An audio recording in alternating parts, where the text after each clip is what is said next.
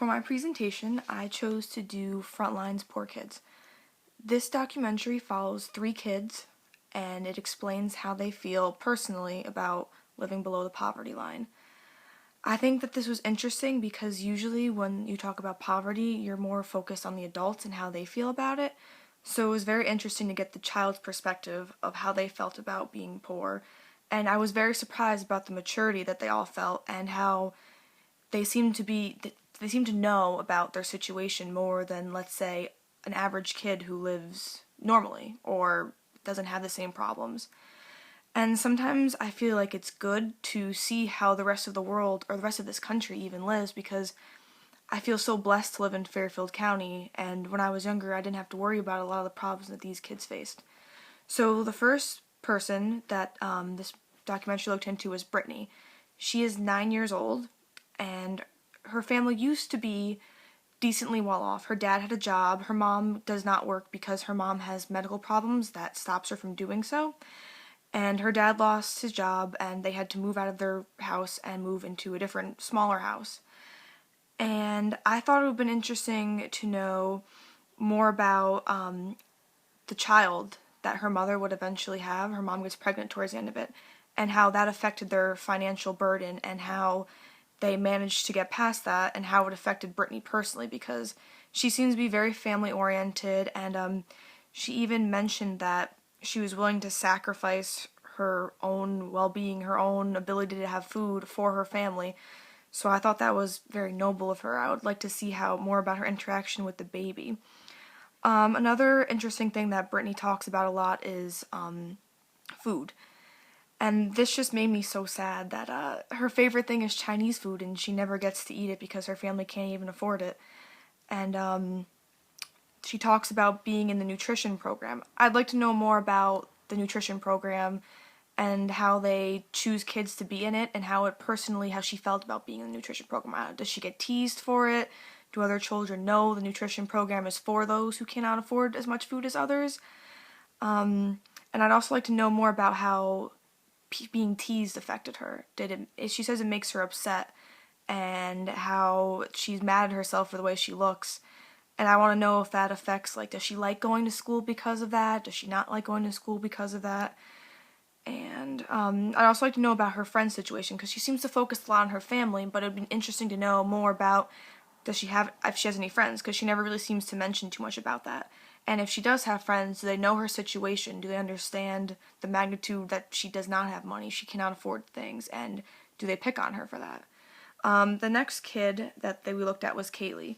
She's 10 years old, and she lives in a single family. And I like that they included that she was from a single mother family, because a lot of families who are living below the poverty line do come from single families, and it's just interesting to have that,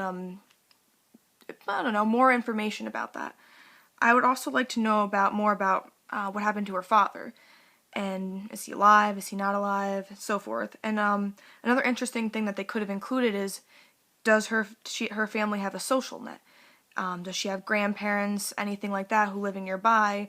And if not, why they chose to move to where they moved? Was it for opportunity, for her mom to go to school, etc.?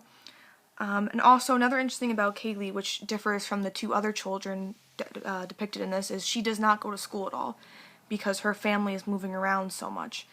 And I would like to know more about how that affected her not going to school, and how it affects her relationships with other children, because she mentions that she has one very close friend that she knew growing up with, but she doesn't really talk more about any other children. So I would like to know more about her peer relationships and how that affects her. And if her mother's peer relationships, because she does not seem to have a social network at all, if that makes her more inclined to not have a social network herself. Also it mentioned that her mother is depressed, and I'm curious to know if her mother would share that information with her children, that she is depressed, or if she chooses to keep that away from them.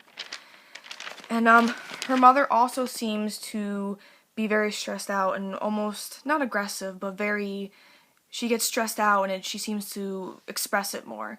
I'd like to know how that affects Kaylee, if that makes her more inclined to fight with her brother, if it makes her more inclined to be more aggressive towards others, because she does show a little bit of that when she fights with her brother. That's very normal, yes, to fight with your brother, but I'd like to know if the mother's hostility is kind of wearing off on her, if she is modeling after her mother. I thought it was very interesting that she understood that if she didn't go to school, that she will have a life that is not as successful as she could be.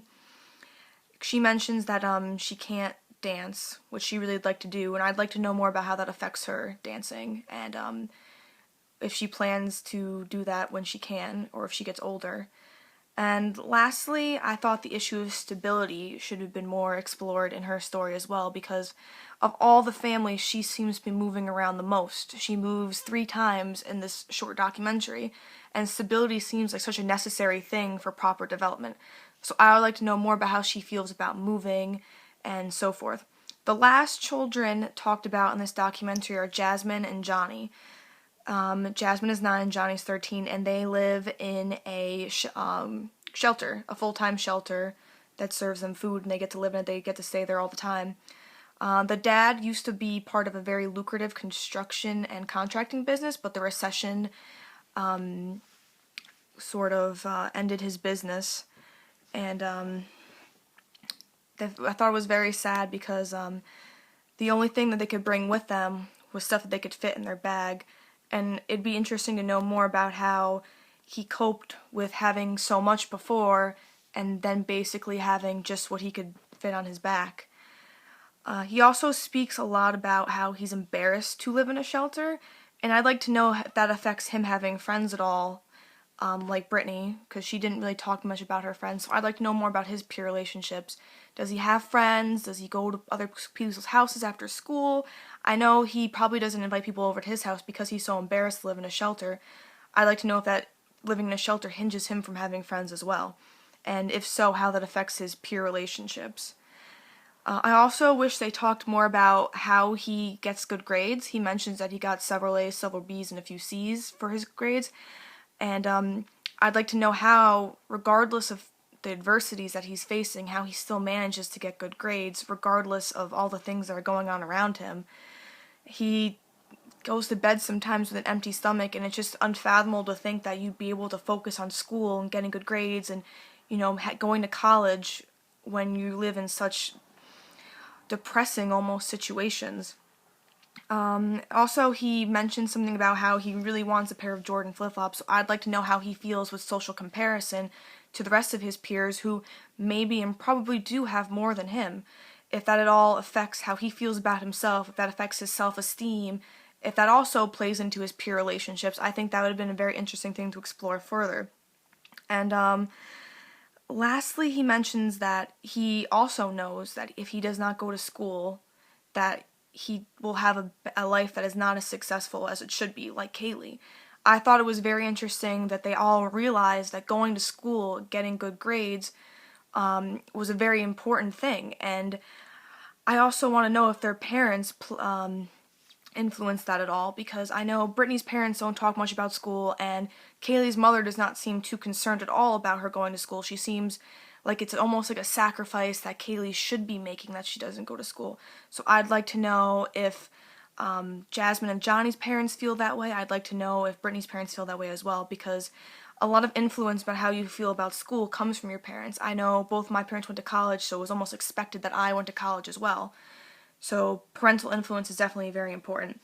Lastly, my last critique of this movie would be, I think it'd be interesting if they had an after log, if what happened to them or where they are now. Even if it was a few months, I'd like to see if Kaylee eventually started going to school, if she was able to start dancing. I'd like to see more about how the child affected Brittany and her brother's living situation, if it got better, if it got worse, if her dad found work. And I'd like to have seen if Johnny was able to play football and how if they got out of the shelter, what happened? Did they find a place to live? Because it's almost, you grow attached to these kids, like, once you see their story, and you want to know more about them, so it would have been interesting even if they had a few months, or maybe even 2 years after, if they went back and revisited to see where these kids are. So, long story short, in closing, I thought this was a very interesting video. They touched on a lot of good points that low social economic families face, poor living conditions, lack of food, inconsistent schooling, not a lot of structure, parenting that seems to be a little skeptical at times, not as caring or enriching as it should be. And these children seem to be so knowledgeable about what being poor feels to them. They seem to be very well able to articulate themselves, and it's interesting to see how children who come from a bad situation can manage to keep their heads up and continue to go about their lives and hope for the best, that one day that they will be able to better their situation.